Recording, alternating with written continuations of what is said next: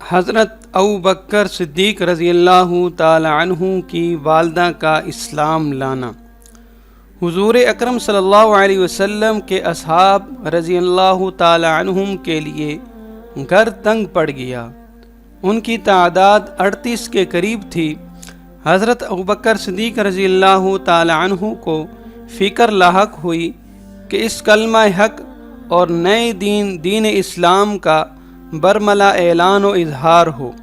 چنانچہ آپ رضی اللہ تعالی عنہ حضور صلی اللہ علیہ وسلم کے قریب ہوئے اور آپ صلی اللہ علیہ وسلم سے اعلان حق اور بیت اللہ جانے کا اصرار کرنے لگے تو آپ صلی اللہ تعالی علیہ وسلم نے فرمایا، اے ابو بکر، ہماری تعداد کم ہے، لیکن حضرت ابو بکر صدیق رضی اللہ تعالی عنہ برابر اصرار کرتے رہے، حتیٰ کہ رسول کریم صلی اللہ علیہ وسلم باہر تشریف لائے۔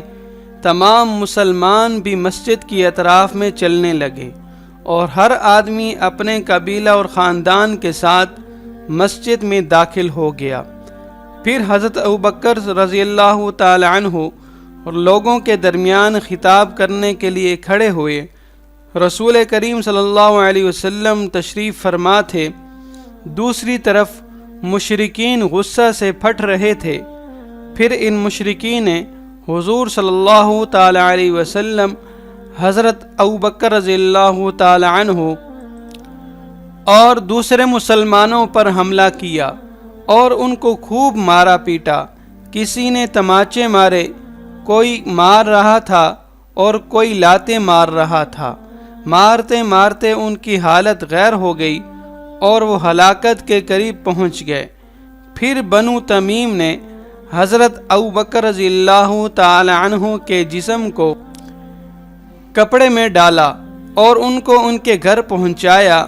ان کو حضرت ابو بکر رضی اللہ تعالی عنہ کی وفات میں کوئی شک نہ تھا۔ پھر بنو تیم کے لوگ ننگے سر مسجد میں آئے اور اعلان کیا، خدا کی قسم، اگر ابو بکر اس صدمہ سے فوت ہوئے تو ہم عقبہ بن ربیعہ کو ضرور قتل کر دیں گے۔ اس کے بعد وہ حضرت ابو بکر رضی اللہ تعالی عنہ کے پاس واپس لوٹے۔ ابو قحافہ یعنی والد صدیق اکبر رضی اللہ تعالی عنہ اور بنو تیم کے لوگ حضرت ابو بکر رضی اللہ تعالی عنہ سے باتیں کرتے، مگر ان کو کوئی ہوش نہ ہوتی، کوئی جواب نہیں دے رہے تھے۔ شام تک انہوں نے اپنے ہونٹ بھی نہیں ہلائے۔ پھر ہوش آنے کے بعد پہلی بات جو ان کے منہ سے نکلی وہ یہ تھی کہ رسول کریم صلی اللہ علیہ وسلم کا کیا حال ہے۔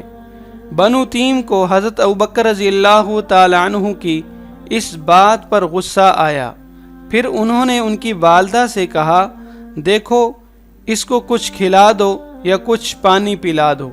اس کے بعد وہ حضرت ابو بکر رضی اللہ تعالی عنہ کے اس فعل پر تعجب کا اظہار کرتے ہوئے واپس لوٹ گئے۔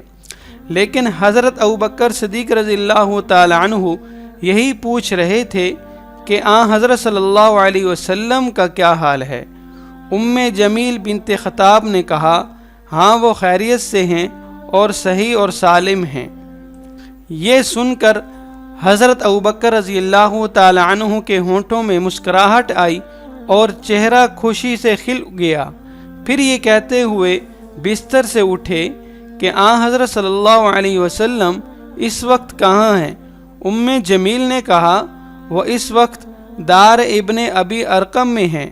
یہ سن کر حضرت ابو بکر رضی اللہ تعالی عنہ نے کہا، خدا کی قسم، جب تک میں رسول اللہ صلی اللہ علیہ وسلم کی خدمت میں حاضر نہیں ہو جاؤں گا، نہ کچھ کھاؤں گا اور نہ کچھ پیوں گا۔ حضرت ابو بکر رضی اللہ تعالی عنہ جلدی سے حضرت صلی اللہ علیہ وسلم کے پاس جانے لگے، لیکن جب تکلیف کی شدت کی وجہ سے طاقت نہ ہوئی تو اپنی جمیل کا سہارا لیے دار ابن ابی ارقم میں رسول کریم صلی اللہ علیہ وسلم کے پاس پہنچ گئے۔ جب حضور صلی اللہ علیہ وسلم نے حضرت ابو بکر رضی اللہ تعالی عنہ کو دیکھا تو آپ رضی اللہ تعالی عنہ پر جھک گئے اور ان کو چومنے لگے۔ دوسرے مسلمان بھی آپ رضی اللہ تعالی عنہ پر جھک گئے۔ یہ حالت دیکھ کر رسول اللہ صلی اللہ علیہ وسلم پر شدت رقت طاری ہو گئی۔ پھر حضرت ابوبکر رضی اللہ تعالی عنہ نے عرض کیا، یا رسول اللہ صلی اللہ علیہ وسلم، میرے ماں باپ آپ پر قربان ہوں، اب مجھے کوئی تکلیف نہیں، سوائے اس کے جو اس خبیث یعنی عقبہ نے میرے منہ پر مارا تھا۔ یہ میری والدہ ہے، اپنے بیٹے پر بڑی مہربان ہیں، اور آپ صلی اللہ علیہ وسلم کی ذات بڑی بابرکت ہے۔ آپ صلی اللہ علیہ وسلم انہیں اللہ کی طرف دعوت دیجیے اور ان کے لیے اللہ سے دعا کیجیے۔ امید ہے کہ آپ صلی اللہ علیہ وسلم کی برکت سے اللہ تعالیٰ ان کو نار جہنم سے بچا لے گا۔ چنانچہ رسول کریم صلی اللہ علیہ وسلم نے ان کے لیے اللہ تعالیٰ سے دعا فرمائی تو وہ اسلام لے آئیں۔